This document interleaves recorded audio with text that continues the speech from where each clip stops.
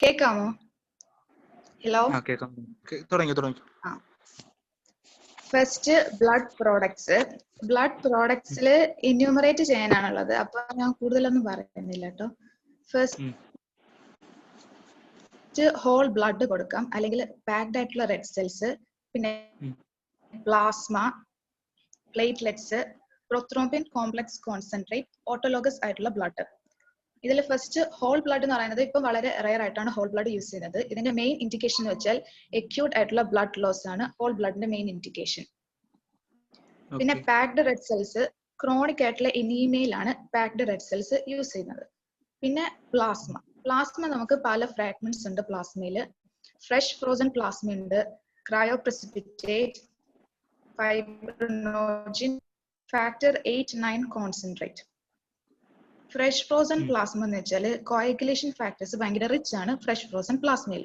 അപ്പം ഈ കോയഗുലേഷൻ ഫാക്ടറിന്റെ ഡെഫിഷ്യൻസി കാരണം ഉണ്ടാകുന്ന ഹെമറേജിന്റെ ഫസ്റ്റ് ലൈൻ തെറാപ്പിയാണ് fresh frozen plasma, coagulopathic haemorrhage.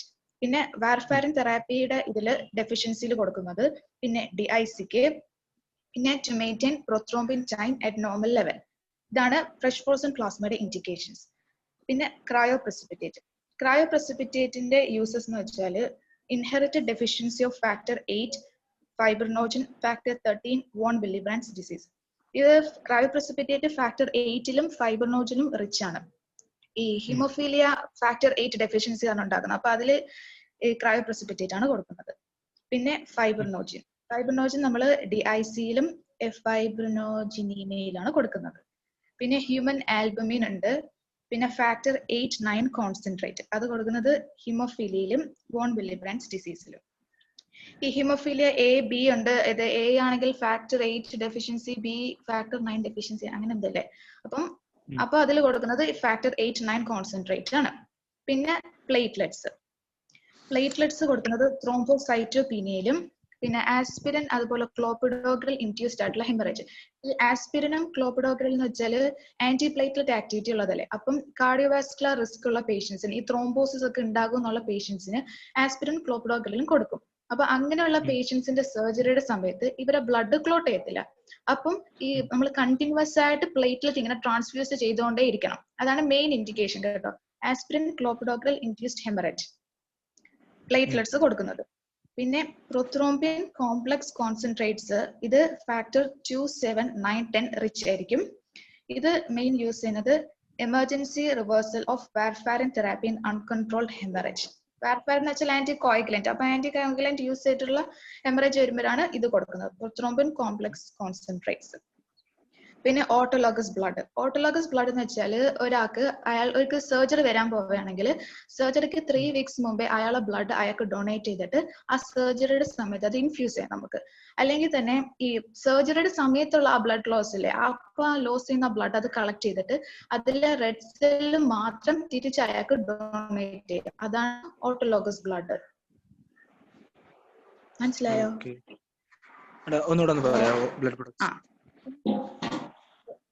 ഏതാ ഓട്ടോലോഗസ് ബ്ലഡോ?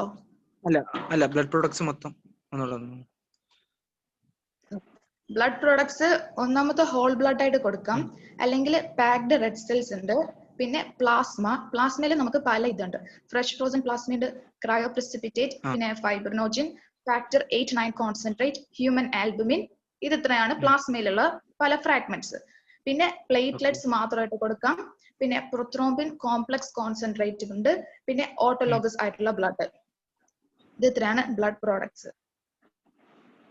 മതിയോ? പിന്നെ ബ്ലഡ് ട്രാൻസ്ഫ്യൂഷന്റെ ഇൻഡിക്കേഷൻസ് എന്ന് വെച്ചാല് എക്യൂട്ട് ആയിട്ടുള്ള ബ്ലഡ് ലോസ്, ഈ ട്രോമ അതുപോലെ സർജറിയുടെ സമയത്തേക്കുള്ള എക്യൂട്ട് ആയിട്ടുള്ള ബ്ലഡ് ലോസിന്. പിന്നെ പെരി ഓപ്പറേറ്റീവ് ഇനീമിയ, അതായത് സർജറിയുടെ സമയത്ത്, സർജറിക്ക് മുമ്പോ അല്ലെങ്കിൽ സർജറിയുടെ സമയത്തോ സർജറിക്ക് ശേഷമോ അറൌണ്ട് ദ സർജറി അപ്പോഴുള്ള എനീമിയക്ക് കൊടുക്കുന്നത്. പിന്നെ സിംറ്റമാറ്റിക് ആയിട്ടുള്ള ക്രോണിക് എനീമിയയില്, പിന്നെ ഫോളോയിങ് ബേൺസ്, സെപ്റ്റിസീമിയ വരുമ്പോഴത്തേക്കും as a prophylactic measure prior to surgery. പിന്നെ ലുക്കീമിയ, എപ്ലാസ്റ്റിക് എനീമിയ തുടങ്ങി ബോൺ മാരോ ഫെയിലർ വരുമ്പോഴും ഇതൊക്കെയാണ് ബ്ലഡ് ട്രാൻസ്ഫ്യൂഷന്റെ ഇൻഡിക്കേഷൻസ്. പിന്നെ ഡോണർ ക്രൈറ്റീരിയ നമ്മൾ ഡോണറിന്റെ blood hepatitis B, C, HIV-1, HIV-2, syphilis, malaria, ഇത് ഇത്രയും നമ്മൾ സ്ക്രീൻ ചെയ്യണം. പിന്നെ ഡോണറിന്റെ വെയിറ്റ് 45 കിലോഗ്രാമിൽ കൂടുതലായിരിക്കണം. ഇതാണ് donor criteria. Okay. Collection of blood നമ്മൾ കളക്ട് ചെയ്യുമ്പോൾ യൂസ് ചെയ്യുന്ന ആന്റികോയഗുലന്റ് CPD ആണ്, citrate phosphate dextrose. 75 ml of എന്തായിരിക്കും ആന്റികോയഗുലന്റ് ആണ് യൂസ് ചെയ്യുന്നത്. എന്നിട്ട് നമ്മൾ 4 ഡിഗ്രി സെൽഷ്യസിൽ സ്റ്റോർ ചെയ്തേക്കും. 4 ഡിഗ്രി സെൽഷ്യസിലാണ് സ്റ്റോർ ചെയ്യുന്നതെങ്കിൽ അതിന്റെ സ്റ്റോറേജ് പീരീഡ് നമുക്ക് 3 വീക്സ് അതിനെ സ്റ്റോർ ചെയ്ത് വെക്കാൻ പറ്റും. അതിന്റെ കൂടെ ഈ CPDയുടെ കൂടെ എഡിനോസിനും കൂടെ ആഡ് ചെയ്യുകയാണെങ്കിൽ നമുക്ക് 5 വീക്സ് വെക്കാൻ പറ്റും. അപ്പൊ അത് CPDA ആവും ആന്റികോയഗുലന്റ്. അപ്പോൾ സിട്രേറ്റ് ഫോസ്ഫേറ്റ് ഡെക്സ്ട്രോസ് എഡിനോസിൻ ആണ് അപ്പോഴത്തെ ആന്റികോയഗുലന്റ്. പിന്നെ ഈ പാക്ഡ് സെൽസിന് മാത്രമായിട്ട് വേറെ ഉള്ള ഒരു സൊല്യൂഷൻ ആണ് SAGM, സെലൈൻ എഡിനിൻ ഗ്ലൂക്കോസ് മാനിറ്റോൾ. അങ്ങനെ വെക്കുകയാണെങ്കിൽ നമുക്ക് പാക്ഡ് സെൽസ് 5 വീക്സ് വെക്കാൻ പറ്റും. ഇങ്ങനെ ഈ 5 വീക്സ് 3 വീക്സ് ഒക്കെ സ്റ്റോർ ചെയ്യാമെങ്കിൽ തന്നെയും ഈ RBCക്ക് ഓക്സിജൻ റിലീസ് ചെയ്യാനുള്ള എബിലിറ്റി 7 ദിവസത്തിനുള്ളിൽ അതിന് നഷ്ടപ്പെടും. അതുകൊണ്ട് നമ്മൾ ഐഡിയലി 7 ഡേയ്സിനുള്ളിൽ നമ്മൾ ബ്ലഡ് ട്രാൻസ്ഫ്യൂസ് ചെയ്യണം. പിന്നെ കോംപ്ലിക്കേഷൻ ഓഫ്, പിന്നെ എത്ര ബ്ലഡ് എന്ന് വെച്ചാൽ 540 ആണ് ട്രാൻസ്ഫ്യൂസ് ചെയ്യുന്നത്. 4 hours-ൽ 540 ml ബ്ലഡ് ആണ് നമ്മൾ ട്രാൻസ്ഫ്യൂസ് ചെയ്യുന്നത്. 540. പിന്നെ കോംപ്ലിക്കേഷൻസ് ഓഫ് ബ്ലഡ് ട്രാൻസ്ഫ്യൂഷൻ. ബ്ലഡ് ട്രാൻസ്ഫ്യൂഷന്റെ കോംപ്ലിക്കേഷൻസ് ഒന്നെങ്കിൽ സിംഗിൾ ട്രാൻസ്ഫ്യൂഷൻ ഉണ്ടാകുന്ന കോംപ്ലിക്കേഷൻസ് ഉണ്ട്, മാസീവ് ആയിട്ട് നമ്മൾ ബ്ലഡ് ട്രാൻസ്ഫ്യൂസ് ചെയ്യുമ്പോൾ ഉള്ള കോംപ്ലിക്കേഷൻസ് ഉണ്ട്. സിംഗിൾ ട്രാൻസ്ഫ്യൂഷനിൽ എന്ന് വെച്ചാൽ ABO ഇൻകോമ്പാറ്റിബിലിറ്റി കാരണം, അതായത് A ബ്ലഡ് ഗ്രൂപ്പ് Bക്ക് കൊടുത്താൽ അങ്ങനെയുള്ള ഇൻകോമ്പാറ്റിബിലിറ്റി വരുമ്പോൾ ഹ്യൂമോലൈറ്റിക് ട്രാൻസ്ഫ്യൂഷൻ റിയാക്ഷൻ, പിന്നെ febrile transfusion reaction, allergic reaction, പിന്നെ ബ്ലഡിൽ ഓരോ ഹെപ്പറ്റൈറ്റിസ്, HIV, മലേറിയ അതൊക്കെ ട്രാൻസ്ഫർ ചെയ്യും. പിന്നെ ഈ ഫോൾട്ടി ആയിട്ടുള്ള ടെക്നിക്കൽ എറർ കാരണം air embolism, thrombophlebitis, transfusion related acute lung injury, congestive cardiac failure. ഇതാണ് സിംഗിൾ ട്രാൻസ്ഫ്യൂഷന്റെ കോംപ്ലിക്കേഷൻസ്. പിന്നെ മാസീവ് ആയിട്ട് ബ്ലഡ് ട്രാൻസ്ഫ്യൂസ് ചെയ്യുമ്പോൾ complications coagulopathy, hypocalcaemia, hypokalaemia, hyperkalaemia, hypothermia, പിന്നെ ARDS, DIC, congestive cardiac failure. ഇതൊക്കെയാണ് മാസീവ് ബ്ലഡ് ട്രാൻസ്ഫ്യൂഷൻ. പിന്നെ repeated ആയിട്ട് blood transfusion, അതായത് താലസീമിയ ഒക്കെ ഉള്ള പേഷ്യൻസ് അവർക്ക് റിപ്പീറ്റ് ആയിട്ട് ബ്ലഡ് ട്രാൻസ്ഫ്യൂസ് ചെയ്യണ്ടേ, അപ്പൊ ഇവർ അയൺ ഓവർലോഡ് ഉണ്ടാക്കാം, ഹീമോക്രോമറ്റോസിസ്, അതൊക്കെ ഒരു കോംപ്ലിക്കേഷൻസ് ആണ്. പിന്നെ ഈ ബ്ലഡ് ട്രാൻസ്ഫ്യൂഷന്റെ കോംപ്ലിക്കേഷൻസ് എന്ന് പറയുമ്പോൾ ട്രാൻസ്ഫ്യൂഷൻ റിയാക്ഷൻസ് ഉണ്ട്. മെയിൻ ആയിട്ട് 5 ട്രാൻസ്ഫ്യൂഷൻ റിയാക്ഷൻ ആണ് ഉള്ളത്. Febrile reactions, allergic reactions, acute hemolytic reactions, transfusion related acute lung injury, പിന്നെ transfusion related graft versus host disease. ഇതിൽ മോസ്റ്റ് കോമൺ റിയാക്ഷൻ എന്ന് വെച്ചാൽ ഫെബ്രൈൽ റിയാക്ഷൻ ആണ്. പിന്നെ മോസ്റ്റ് ഡേഞ്ചറസ് എന്ന് വെച്ചാൽ acute hemolytic reaction ആണ്. പിന്നെ ഈ transfusion related graft versus host disease എന്ന് വെച്ചാൽ വളരെ റെയർ ആണ്, പക്ഷെ ഇത് ഭയങ്കര സീരിയസ് ആയിട്ടുള്ള ഒരു കോംപ്ലിക്കേഷൻ ആണിത്, transfusion related graft versus host disease. അപ്പം ഇത് എക്സ്പ്ലെയിൻ ചെയ്ത് പറയാനാണ്. Febrile reaction. ഈ febrile reaction most common complication ആണ്.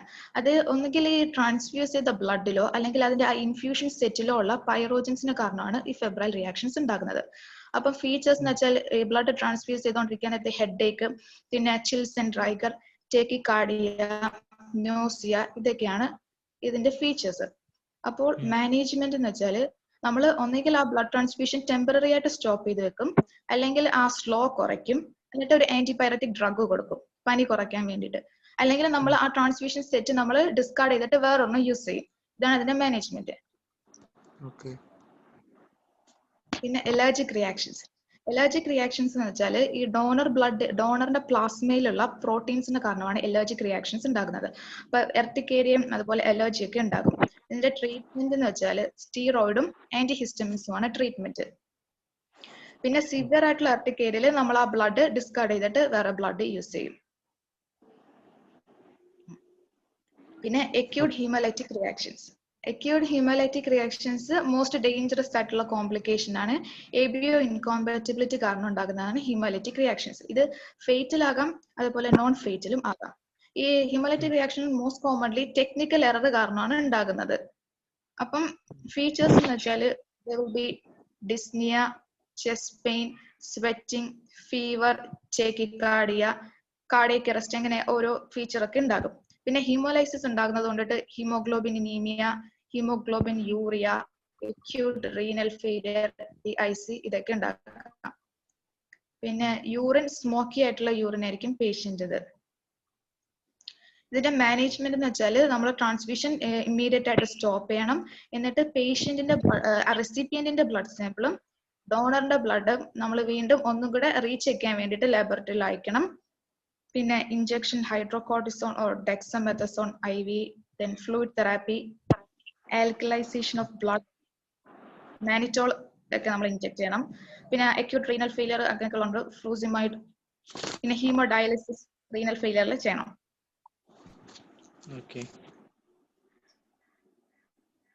പിന്നെ ട്രാൻസ്ഫ്യൂഷൻ റിലേറ്റഡ് ആയിട്ടുള്ള acute lung injury എന്ന് വെച്ചാല് ഡോണറിന്റെ പ്ലാസ്മയിലുള്ള ആന്റിബോഡി റെസിപ്പിയന്റ് HLA അതുപോലെ ല്യൂക്കോസൈഡ് സ്പെസിഫിക് ആയിട്ടുള്ള ആന്റിജൻസിനെതിരെ ഡോണറുടെ പ്ലാസ്മയിലുള്ള ആന്റിബോഡി കാരണമാണ് ട്രാൻസ്ഫ്യൂഷൻ റിലേറ്റഡ് ആയിട്ടുള്ള acute lung injury ഉണ്ടാകുന്നത്. ഫീച്ചേഴ്സ് എന്ന് വെച്ചാൽ ബ്രെത്ത്ലെസ്നെസ്, സാച്ചുറേഷൻ ഡ്രോപ്പ്, ഹൈപ്പോടെൻഷൻ. പിന്നെ ചെസ്റ്റ് എക്സ്റേയില് ബയലാറ്ററൽ ആയിട്ടുള്ള ഡിഫ്യൂസ് ഇൻഫിൽട്രേറ്റ്. മാനേജ്മെന്റ് എന്ന് വെച്ചാൽ വെന്റിലേറ്റർ സപ്പോർട്ട് ആണ്. പിന്നെ ട്രാൻസ്ഫ്യൂഷൻ റിലേറ്റഡ് ഡിസീസ് എന്ന് വെച്ചാൽ വെരി സീരിയസ് ആയിട്ടുള്ള കോംപ്ലിക്കേഷൻ ആണ്.